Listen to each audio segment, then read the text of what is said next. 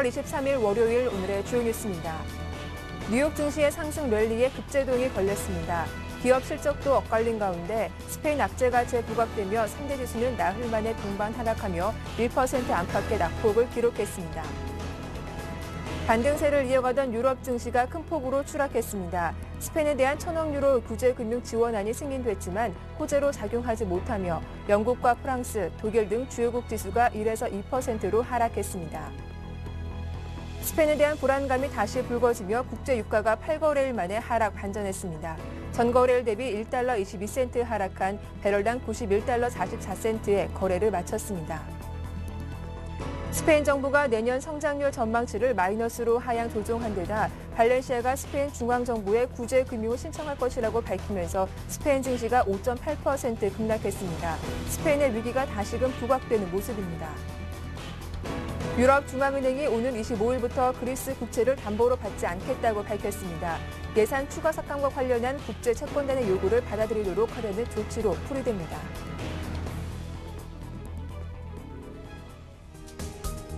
안녕하세요. 굿모닝 대박 예감 박미라입니다. 주말 잘 보내셨습니까? 7월 23일 월요일 순서 시작하겠습니다.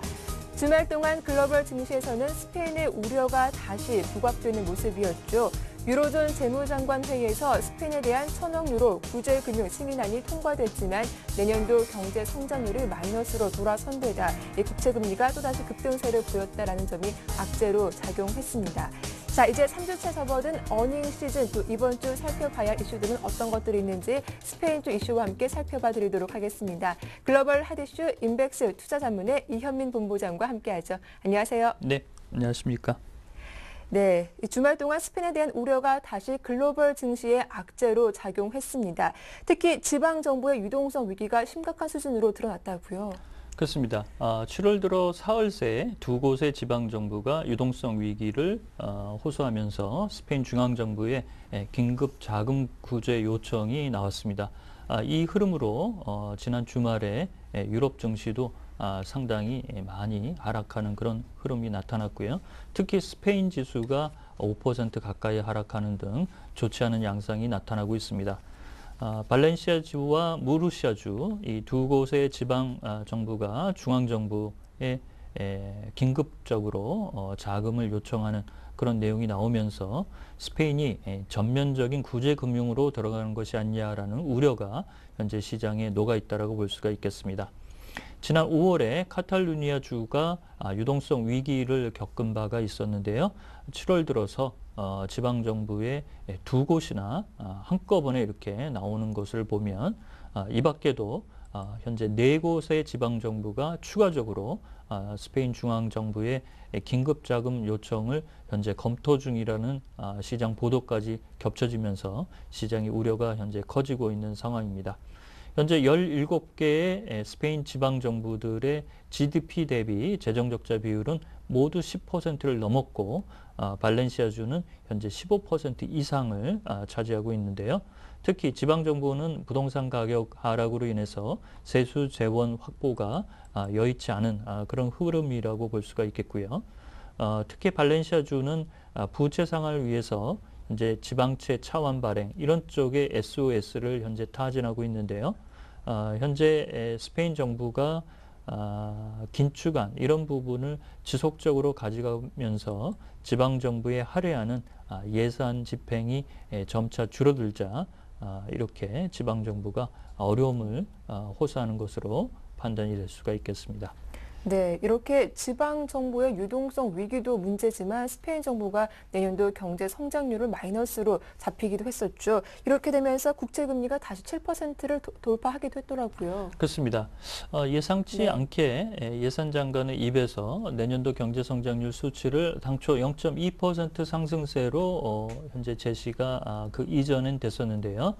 마이너스 0.5%로 상당히 낮춰졌습니다. 이러면서 스페인이 은행권의 구제 금융을 받더라도 역시 경제 성장률 수치에서는 기대할 수 없는 부분이 아니냐라는 우려가 현재 짙어지고 있습니다.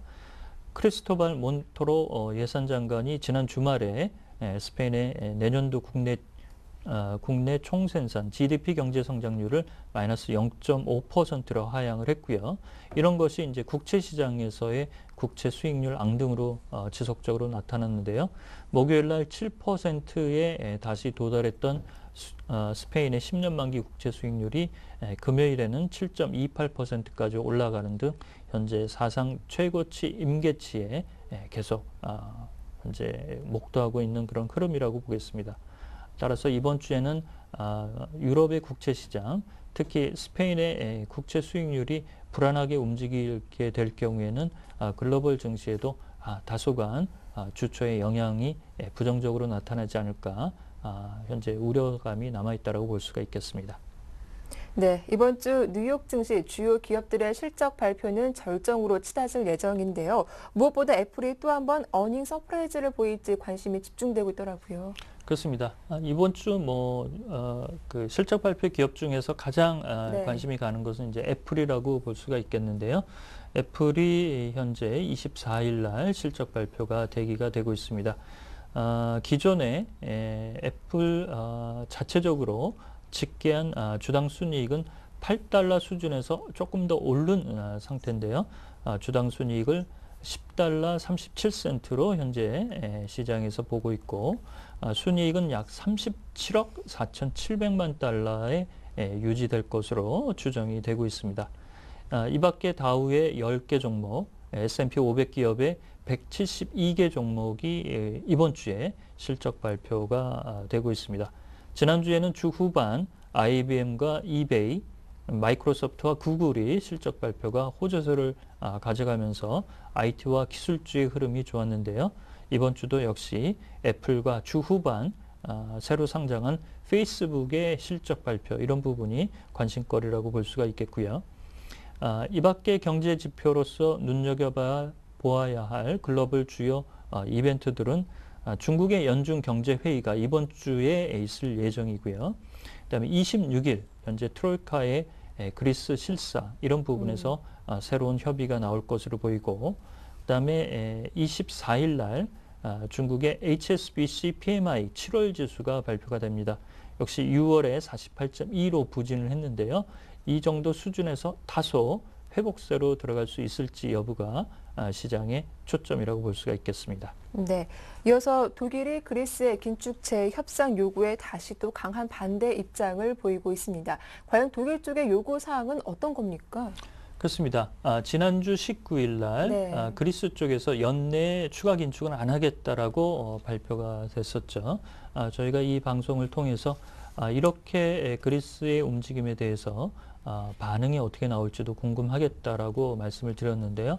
즉각적으로 지난 주말에 반응이 나왔습니다. 특히 독일이 강경한 입장을 계속 현재 내놓고 있는데요.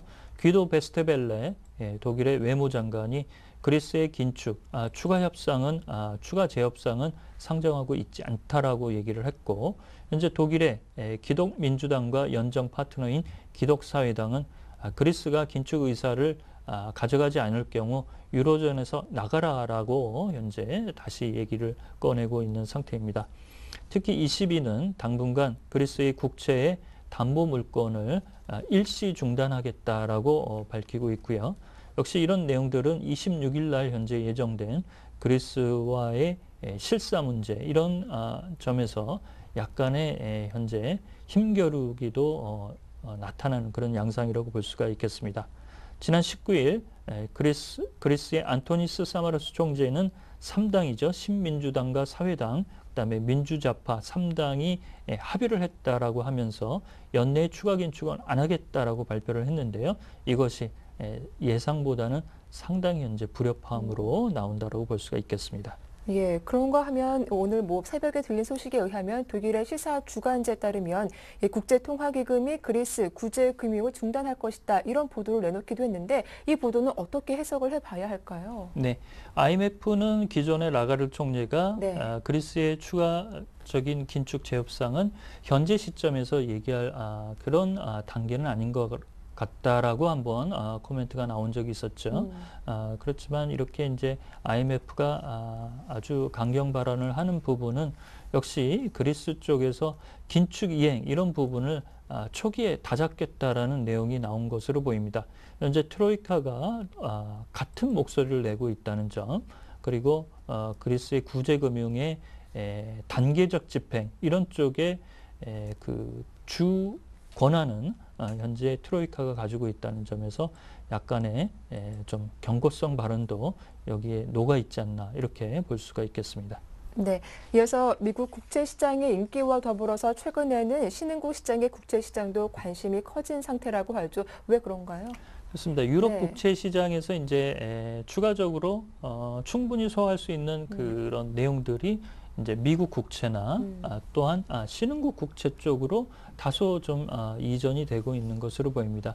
역시 이제 유로존의 국채 시장이 상당히 현재 불안하게 움직이니까 이런 자금들이 빠르게 다른 쪽의 수익률을 찾아서 현재 흘러가는 것으로 보이는데요. 특히 신흥국의 국채가 전 세계 국채 시장에서 차지하는 비율이 현재 13.3%까지 많이 올라온 상태입니다. 7월 신흥국 국채 시장 수요도 약 시장에서 300억 달러 이상을 현재 소화를 했고요. 이는 6월 달에 254억 달러보다도 50억 달러 이상이 현재까지 나온 상태입니다. 그래서 추가적으로 더 늘어날 수 있는 개연성이 좀 많다라고 볼 수가 있겠고요. 수치로 보면 지난 3월 이후 현재 최고치 수준을 가져가고 있습니다. 이런 그 신흥국 국채 시장에 현재 인기가 많은 국채들의 내용들을 보면 기업들과 그다음에 나라들의 국채들이 여기 망라가 되어 있는데요. 멕시코나 싱가포르, 그다음에 칠레나 남아프리카 공화국도 여기에 포함이 되어 있고 우리나라 국채들도 일부 현재 회자가 되고 있는 상태입니다. 특히 신흥국 시장의 높은 수익률을 노리고 있는 일부 헤지 펀드가 적극적으로 신흥국 국채나 국부펀드 이런 쪽에 자금을 지원하는 그런 흐름으로 나타나서 이런 흐름은 당분간 조금 더 이어지지 않을까라고 시장에서 관측이 되고 있는 상태입니다. 네, 이어서 하반기 주요 미국의 투자 은행들이 대규모 감원을 예고하기도 했습니다. 2분기 기대 이상의 호실적을 기록하기도 했는데 어떤 이유 때문인지요? 그렇습니다. 이 자본 확충이 네. 나오고 그다음에 실적이 적자에서 흑자로 전환하거나 이런 그 내용들이 좀 나오고 있죠. 이런 내용의 배경을 보면 특히 은행권의 현재 영업 움직임은 그다지 썩 좋지 않은 상황입니다. 그렇지만 그 실적을 좋게 하기 위해서 인원 감축에 대대적으로 나선 것 이런 부분도 그 분기 실적을 비교적 좋게 올리는 그런 효과로 톡톡하게 현재 나온다라고 볼 수가 있겠습니다. 저희가 이 시간을 통해서 특히 투자은행의 하반기 감원 여파 이런 부분이 더 커질 것이다라는 얘기는 간간히 말씀을 드렸는데요. 이번에도 역시 미국의 대형 투자은행이 가장 많은 인원 감축을 예고를 했습니다. 모건 스탠리가 하반기에 약 4,000명 정도 인원을 정리하겠다라고 얘기를 했고요. 독일의 도이치방크도 투자은행 부분 10,000명 중에 약 10%인 1,000명 정도를 현재 감원 상정 중이라고 다시 밝혔습니다. 또한 지난주 시티그룹이 2분기 실적을 발표하면서 약 350명가량의 트레이딩 파트의 인원을 축소하겠다라고 발표를 했는데요. 역시 매매 활성화가 부진하고 매매 빈도가 하락하면서 이런 트레이딩 이후 인력에 대한 그 감원 이런 부분이 현재 시장에서 비치고 있는 것으로 보입니다. 이 밖에도 크레딧 스위스도 투자은행 인력과 프라이빗 뱅킹 인력을 추가적으로 감축한다라고 얘기가 되고 있어서 역시 현재 하반기에도 대형은행의 감원 여파 이런 부분은 비껴가기 좀 어려운 부분이 아닌가라고 볼 수가 있겠습니다. 네, 말씀 잘 들었습니다. 글로벌 핫이슈 지금까지 인백스 투자자문의 이현민 본부장과 함께했습니다. 오늘 수고 많으셨습니다.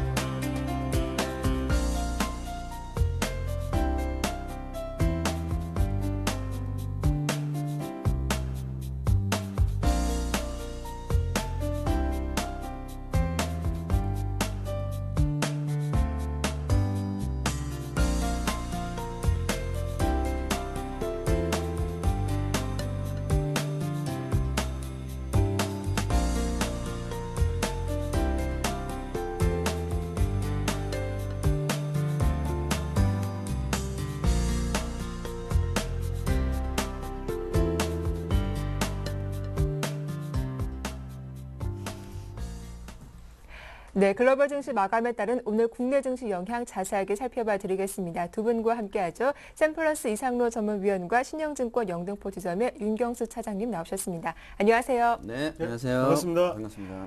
예, 먼저 간밤 지난 주말 글로벌 증시는 스페인 우려가 다시 좀 부각되면서 악재로 떠올랐습니다. 불안감이 커지면서 뉴욕 증시와 유럽 증시 일제히 하락세를 보였는데 어떻게 마감됐는지 윤경수 차장님 정리 부탁드릴게요. 네, 뉴욕 증시하고 좀 살펴보도록 하겠습니다. 뉴욕 네. 증시가 말씀하신 대로 좀 랠리에 좀 제동이 걸렸다 이렇게 볼 수가 있겠네요. 아무래도 스페인의 우려가 다시 부각되면서 상승폭을 제한시켰다 이렇게 볼 수가 있겠습니다. 스페인의 국채금리가 또 사상 최고치를 도달을 했고요. 발렌시아 주에서 또 지원에 대한 요청이 들어온 게 스페인에 대한 구제금융이 또다시 나오지 않는가 이런 우려감이 나오면서 주가를 하락으로 이끌었다 이렇게 볼 수가 있겠습니다. 다우지수 전일 대비 120.79포인트나 하락을 했죠. 12,822.57로 장을 마감을 했고요. 나스닥 지수 역시도 40.60포인트 하락한 2,925.30을 기록하면서 상대적으로 부진을 했고요. 또 S&P 500 지수 역시도 13.85포인트 하락을 하면서 1,362.66을 기록하면서 전일 대비 하락폭을 좀 키웠다. 그래서 롤러코스터의 장세를 보여줬다 이렇게 볼 수가 있겠습니다. 유럽 지수도 좀 잠시 살펴보면 유럽 지수 역시도 전체적으로 하락을 보여줬다 이렇게 볼 수가 있겠는데요. 내용은 역시나 마찬가지로 스페인의 우려 때문에 전체적으로 하락을 보였다 볼 수가 있겠는데요. 독일 지수가 1.9% 하락을 하면서 6,630.02로 마감을 했고요. 영국 지수 역시도 1.09% 하락을 하면서 5,651.77. 이탈리아는 스페인 다음이 이탈리아가 아닌가 이런 우려가 커지면서 이탈리아는 크게 하락폭을 키웠습니다. 4.38포인트 하락을 하면서 13,067.22로 마감했고요. 프랑스 역시도 2.14% 하락하면서 3,193.89. 스페인도 역시 하락폭을 키웠죠. 5.82%, 6,246.30으로 마감을 했습니다. 네, 이런 스페인의 악재로 인해 투자 심리가 다시 흔들리는 모습을 보여주고 있는데요. 이상로 전문위원님, 오늘 국내 증시는 어떤 영향을 줄까요? 네, 일단은 걱정이 또다시 또 생겼다 그렇게 보시는 게 좋겠고요. 네. 그만큼 일단은 스페인에 지금 같은 경우에 전면적 구제금융을 받을 것이라는 인식 자체가 팽배해지면서 그런 지금 우려감이 또다시 존재하게 됐다 그렇게 보시는 게 좋겠습니다. 그래서 안에 내용을 한번 살펴보시면요. 스페인의 10년물 국채금리 자체 7.23%대로 또다시 상승을 했는데 그 수치 자체가 일단 유로존 창설 이래의 최고 수치입니다. 그런 부분 자체가 우리가 인식을 할 때 7% 이상이 되면 좀 위험 신호라고 받아들여야 되거든요. 그런 부분에 있어서는 위험하긴 거는 사실이다. 그렇게 보시면 좋겠고. 그래서 일단은 코스피를 한번 업종을 보면서 말씀을 드린다면요. 같이 지금은 1830 부근 자체가 강력한 지금 저항선으로 좀 작용하고 있는 것 같습니다. 그래서 차트를 보면서 잠시 말씀을 드리면요.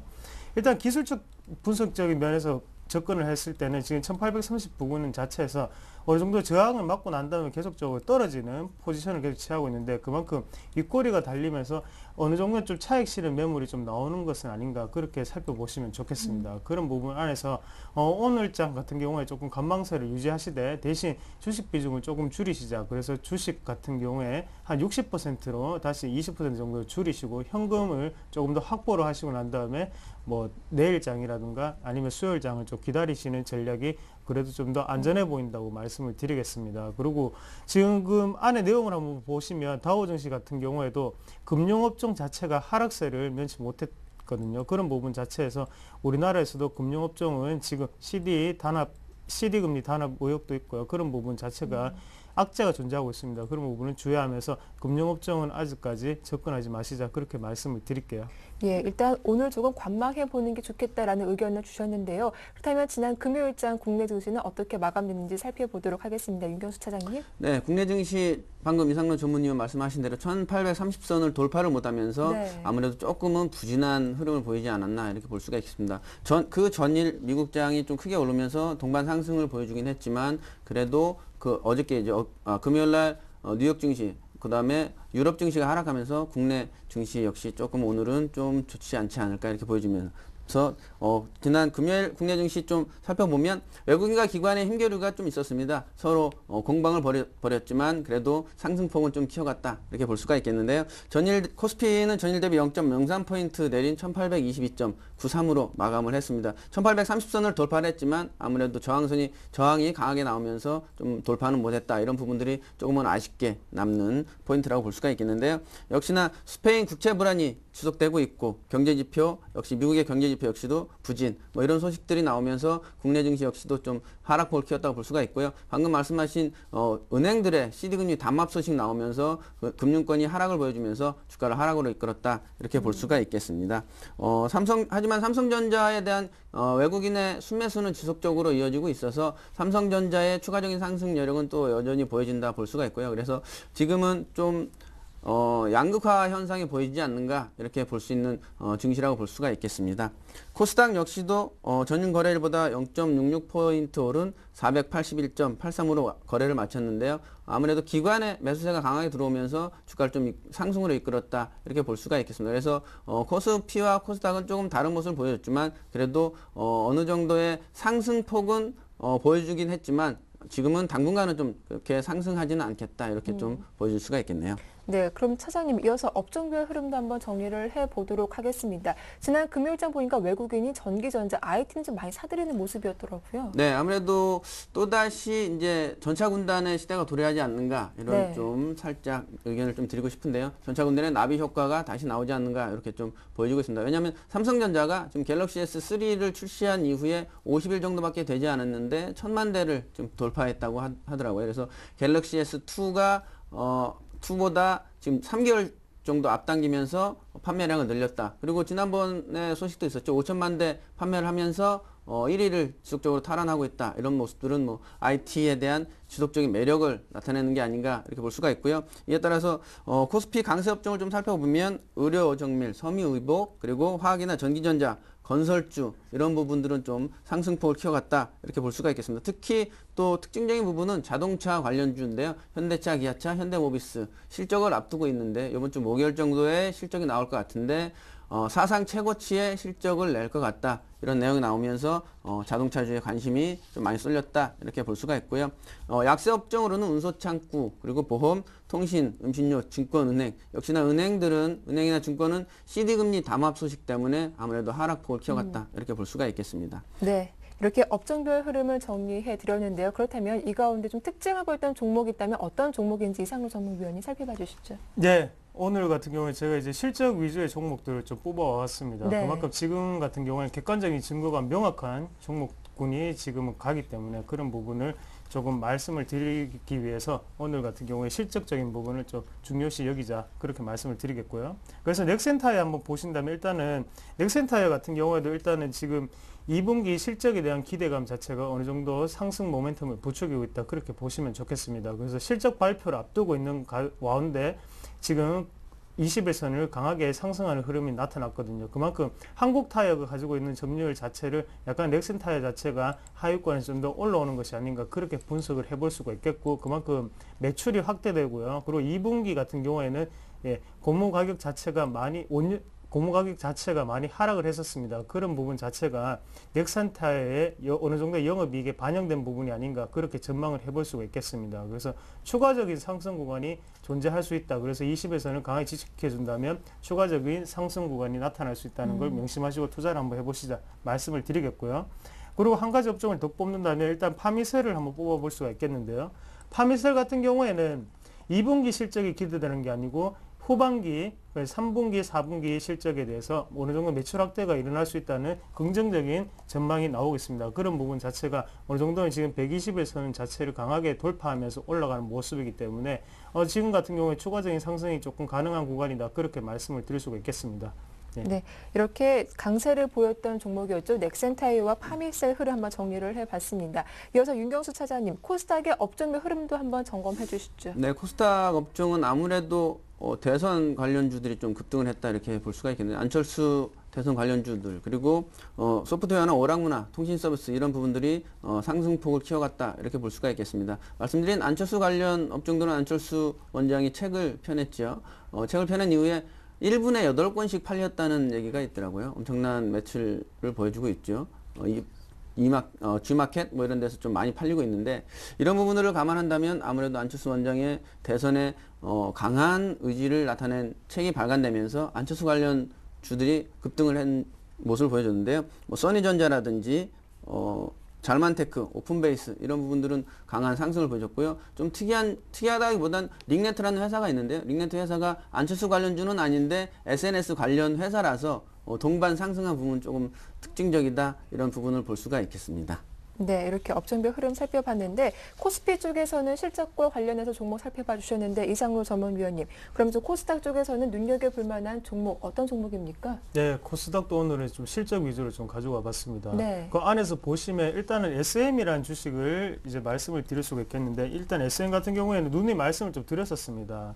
그런 부분도 있고요. 그리고 엔터주 관련으로 해서 일단은 경기의 방어적인 좀 성격도 강하고, 그만큼 일단은 글로벌 증시가 아무리 혼조세를 나타내더라도 일단 국내적으로 일단 한류 열풍이라든지 아니면 매출에 대한 기대감 자체가 나오고 있기 때문에 기관의 수급도 상당히 괜찮은 흐름이었고요. 그런 부분 자체가 일단 지금 실적으로 연관되는 건 아닌가, 그렇게 전망을 해볼 수가 있겠습니다. 그래서 2분기 사상 최대의 실적을 지금 전망을 하고 있는데요. 그만큼 시총 1을 다시 또 탈환을 했죠. 시총 1조를 탈환을 하고 난 다음에 지금 시총 7위권으로 다시 진입을 했는데, 그만큼 지금 주식적으로 보실 때도 어느 정도 긍정적인 입장에서 생각을 해볼 수가 있다, 그렇게 보실 수가 있겠고요. 그만큼 2분기나 3분기 같은 경우에는 일단 가수들의 활발한 해외 활동을 들 수가 있겠고, 거기에 따라서 음반 발매라든지 그런 부분 자체가 다 실적으로 연관되면서 최대 실적을 갱신할 것이라는 전망이 나옴에 따라서 이 종목을 한번 가져와 봤고요. 그리고 코오롱 생명과학이라는 종목도 들 수가 있겠는데요. 코오롱 생명과학 같은 경우에는 지금 52주 신고가를 기록했습니다. 그래서 처음에 상장됐을 때 같은 경우에는 계속적으로 하락을 했는데, 그러고 난 다음에 지금 58,800원으로 마감을 했는데요. 그만큼 좋은 모습이 나타나고 있고 실적이 뒷받침되고 난 다음에 올라가는 종목입니다. 그래서 지금 뭐 차트적으로 한번 보시면서 말씀을 드리면요. 일단 추가적으로 상승 좀 가능한 구간이라고 말씀을 드리겠고요. 지금 같은 경우에 이격도가 솔직히 좀 벌어진 거는 사실이지만 일단은 시간적인 부분이 좀 많이 걸리지, 일단 65,000원까지는 좀 가능한 구간이지 않나, 그렇게 말씀을 드릴 수가 있겠습니다. 네, 알겠습니다. 이렇게 SM과 코오롱 생명과학 흐름 살펴봐 드렸습니다. 이어서 코스피 쪽에서 외국인과 기관들 어떤 종목 사고 팔았는지 매매 동향 정리해 볼 텐데요. 사장님? 네, 매매 동향 살펴보도록 하겠습니다. 말씀드린 대로 외국인은 역시나 삼성전자를 가장 좋아했습니다. 삼성전자 가장 많이 샀고요. 그다음에 현대차, 기아차 역시나 말씀드린 대로 실적이 사상 최고치를 나오겠다, 이런 얘기가 나오면서 역시나 매수를 강하게 보여줬고요. NHN 그리고 LG화학 순으로 매수를 보여줬습니다. 기관의 매수, 가장 큰 매수는 현대차, 현대모비스 역시나 기관도 자동차주의 강한 최고의 최고치를 나온다, 이런 얘기 나오면서 역시나 현대차, 현대모비스 그리고 삼성전자 역시도 이제는 기관도 매수에 적극적으로 참여했다, 이렇게 볼 수가 있고요. 그 다음으로 LG화학, 호남석유 순으로 매수세가 강하게 들어왔다고 볼 수가 있겠네요.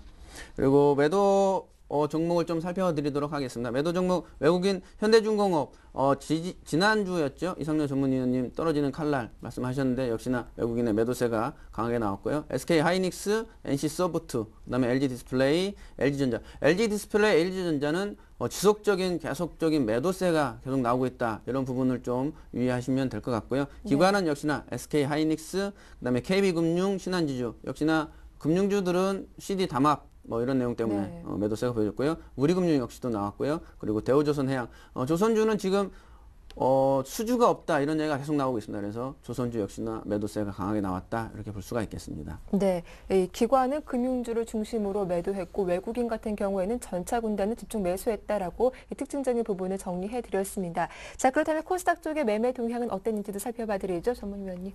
네. 코스닥 매매 업종 한번 살펴보시면요. 일단 외국인 순매수 종목부터 보시면 다음이라든지 YG 엔터테인먼트, 그리고 게임빌, 그리고 셀트리온 같은 종목들 보이고요. 그리고 기관 같은 경우에는 지금 SM, 그리고 오스템 임플란트, 그리고 YG 엔터테인먼트 같은 종목들을 순매수를 했는데요. 그만큼 YG 엔터테인먼트라든지 아니면 게임주 같은 경우에는 기술적 반등일 수도 있고 어느 정도 단기적인 낙폭이 컸기 때문에 거기에 대한 다시 올라가는 모습이라고 말씀을 드릴 수가 있겠습니다. 하지만 또 경기 방어적인 성격이 강하기 때문에 오늘같이 또 시장이 안 좋은 상황이 만약에 전망이 되면 게임주도 오늘 같은 경우에 추가적인 상승이 가능한 구간이라고 말씀을 드릴 수가 있겠고, 그리고 엔터주 관련으로는 꾸준히 아직까지 좀 지켜보셔야 된다 말씀을 드리겠습니다. 일단은 지금 엔터주 말고는 또 추가적인 상승 구간을 나타낼 수 있는 종목군이 잘 안 보이고 있습니다. 그런 부분 자체가 수급적인 부분이 한쪽으로 몰릴 수가 있기 때문에 그런 부분은 꼭 눈여겨보시자 말씀드리겠습니다. 그리고 제가 금요일날 또 시청자 여러분들하고 이제 네이블이라는 종목을 그때 말씀을 드렸었는데요. 기간 순매수 종목이었죠. 이 부분 자체를 기술적 분석으로 제가 한번 말씀을 드린다면요.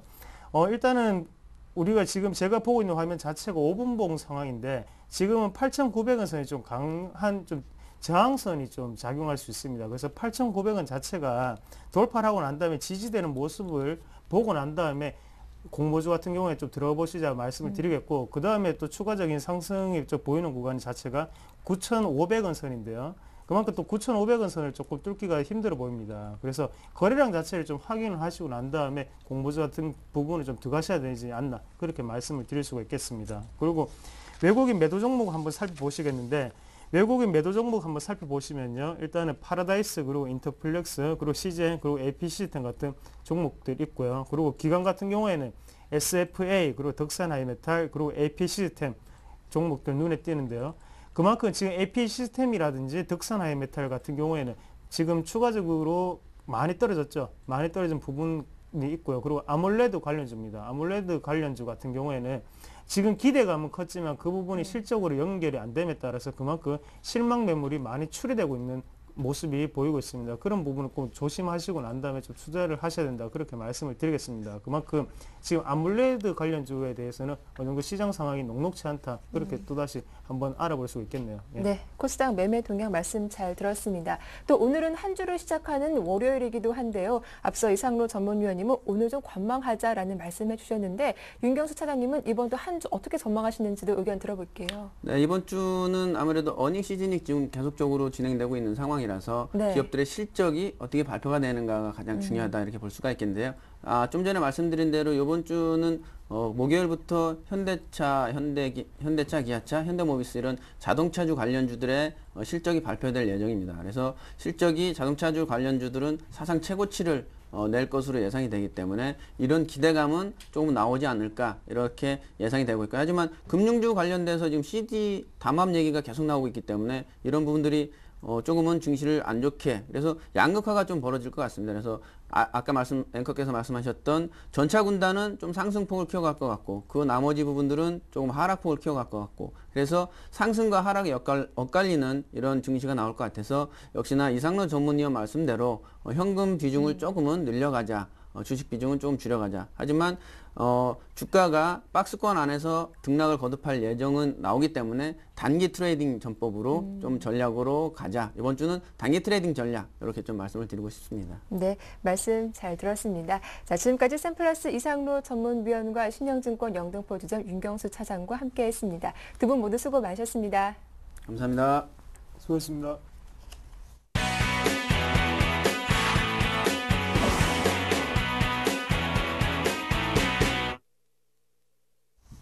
네, 전일장 이슈를 보였던 종목을 찾아보고 자세한 매매 전략도 들어보도록 하겠습니다. 샘플러스 김형근 전문위원 만나보죠. 안녕하세요. 네, 안녕하세요. 네, 지난 금요일장 이슈를 보였던 종목은 어떤 종목이 있습니까?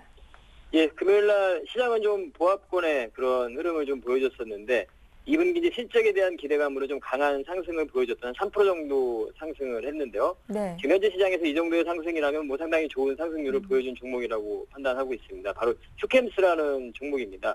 화학업종에 속하는 종목인데, 국내 시장에서 이런 정밀 화학 소재 생산하는 그런 기업인데요. 뭐 질산이라든가 DNT라든가 MMB 이런 부분들을 생산하고 있는 독점적인 좀 지위를 가지고 있는 기업입니다. 각각의 어떤 수요체 생산량의 한 80에서 100%까지 장기 공급 계약 방식으로 공급하는 그런 안정적인 사업 구조를 가지고 있는 그런 기업이죠.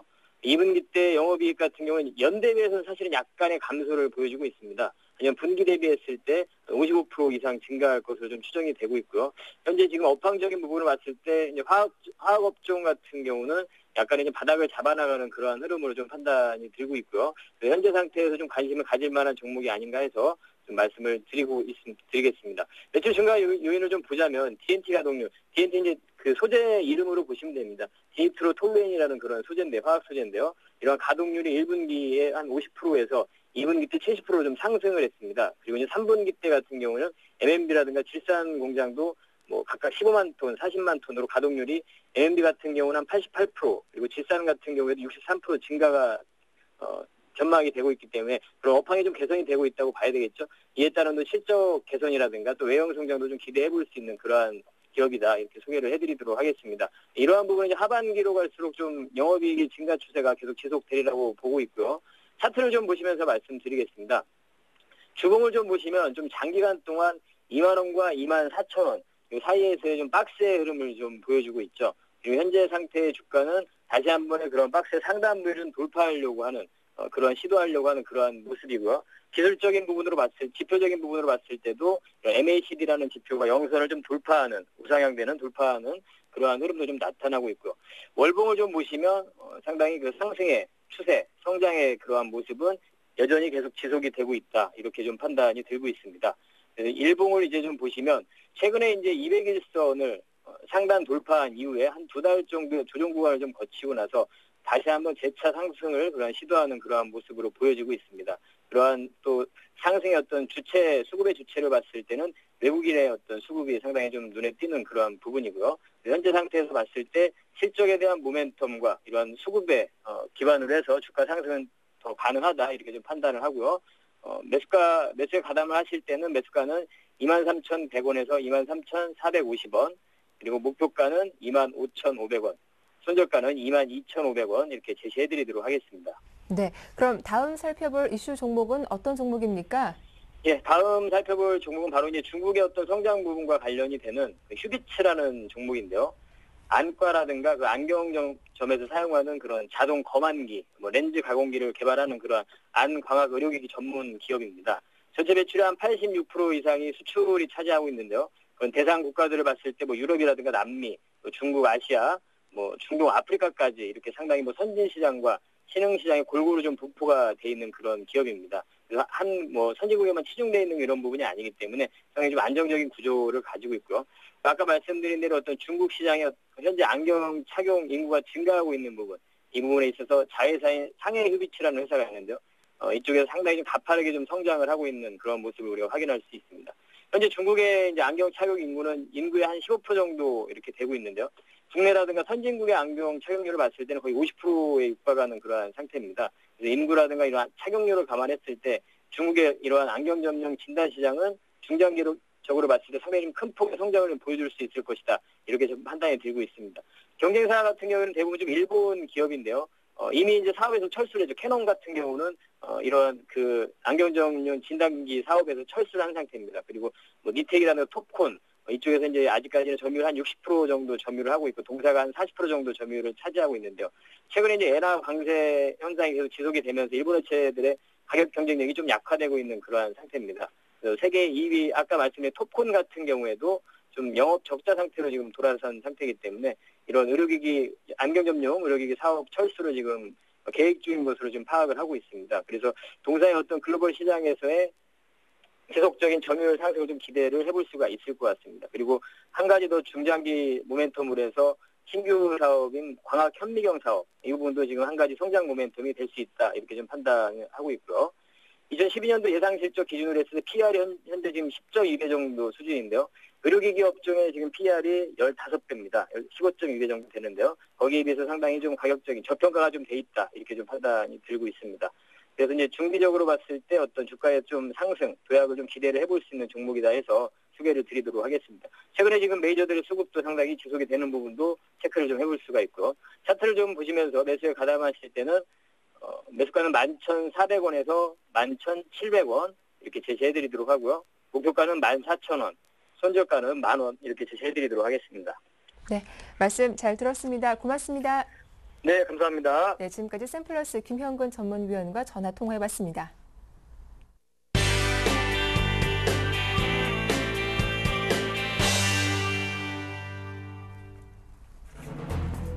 정부는 주택거래 활성화를 위해 총 부채 상환 비율을 일부 완화키로 했습니다.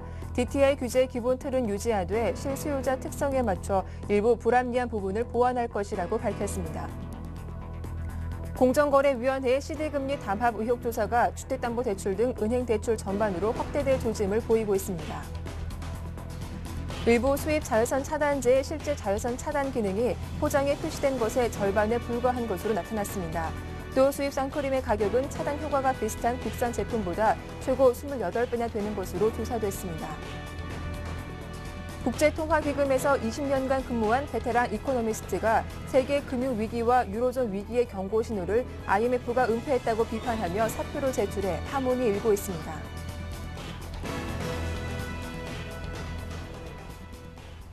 네, 이슈 이슈 오늘 순서는 서울경제신문 증권부의 서은영 기자와 함께하겠습니다. 안녕하세요. 안녕하세요. 네, 지난 21일 청와대에서 이명박 대통령 주재로 내수 활성화를 위한 민관합동 집중토론회가 열렸는데요. DTI 규제를 완화하기로 의견을 모았다고 하죠. 어떤 이유에서 방침을 바꾼 건지 궁금한데요. 네, 일단은 말씀하신 대로 좀 실수요자 위주의 좀 시장을 한번 살려보자 뭐 이런 것들이 기본 취지라고 할 수 있겠습니다. DTI는 주택담보대출 때 금융부채 상환 능력을 소득과 연계해 대출 한도를 정하는 것을 말합니다. 지난 2007년 참여정부 당시 폭등하는 집값을 잡기 위해 도입했죠. 이명박 정부 출범 이후 일부 비율이 완화되면서 현재 지방은 60%, 수도권은 50%까지 완화됐습니다.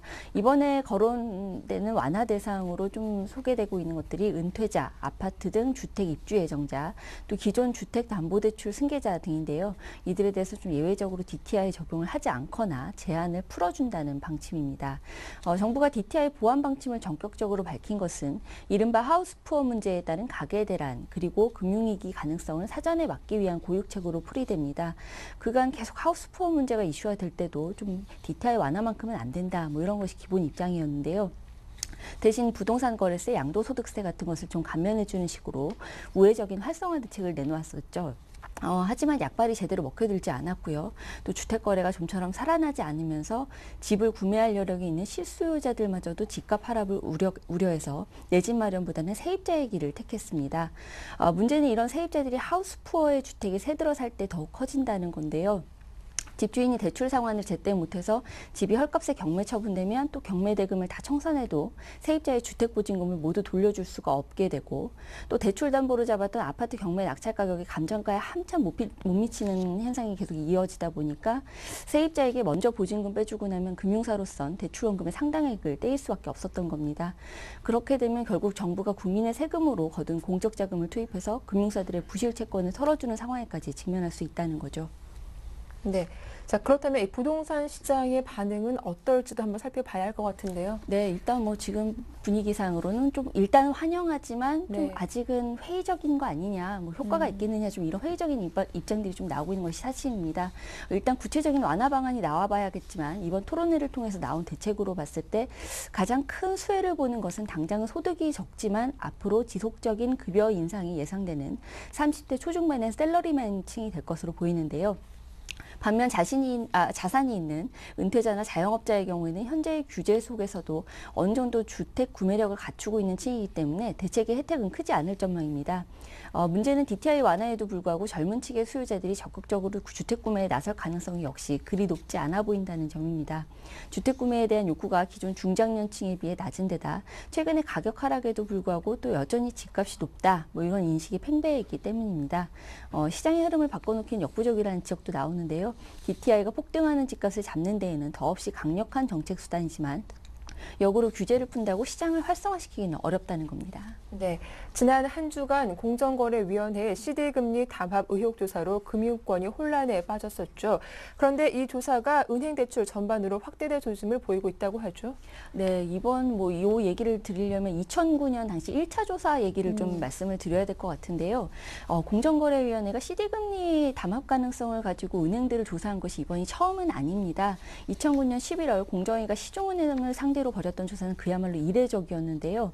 당시 공정위는 CD금리가 떨어지고 있지만 은행권이 담합해서 주택담보대출의 가산금리를 높게 책정해 대출금리를 올렸다는 의혹을 제기했습니다. 그러면서 또 실태조사에 나섰는데 그전까지 은행권의 수수료 담합을 조사한 적은 있지만 금리와 관련해서 담합 여부를 조사한 것은 당시가 처음이었거든요. 그래서 좀 후폭풍이 컸습니다.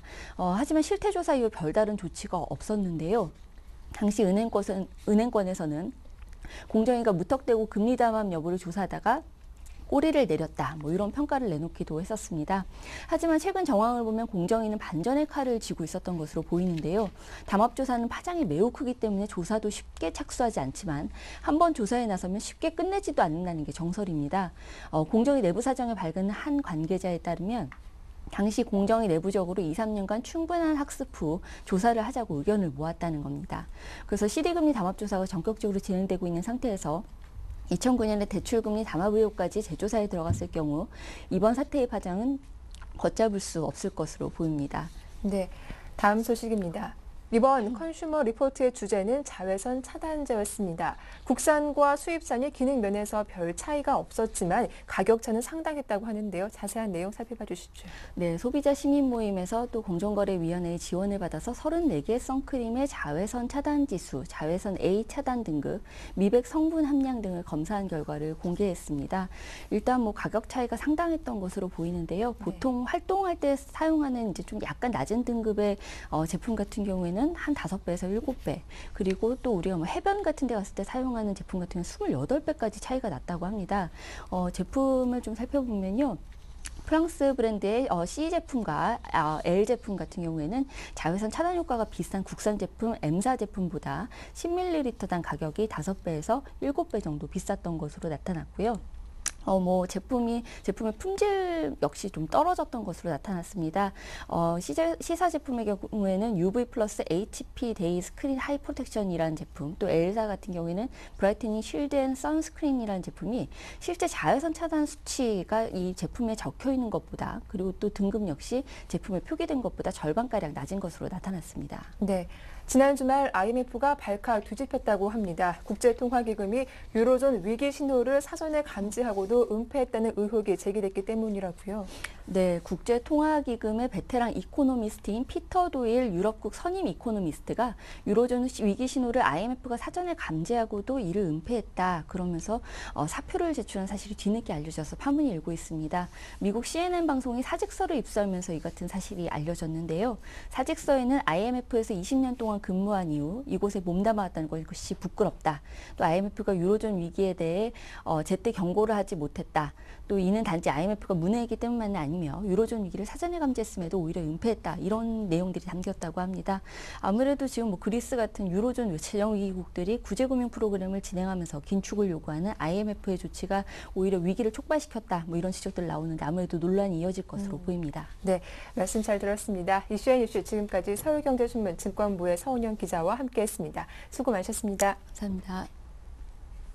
네, 굿모닝 대박 예감 1부 순서는 여기서 마치겠습니다. 저희는 잠시 후 2부로 다시 인사드릴게요. 고맙습니다.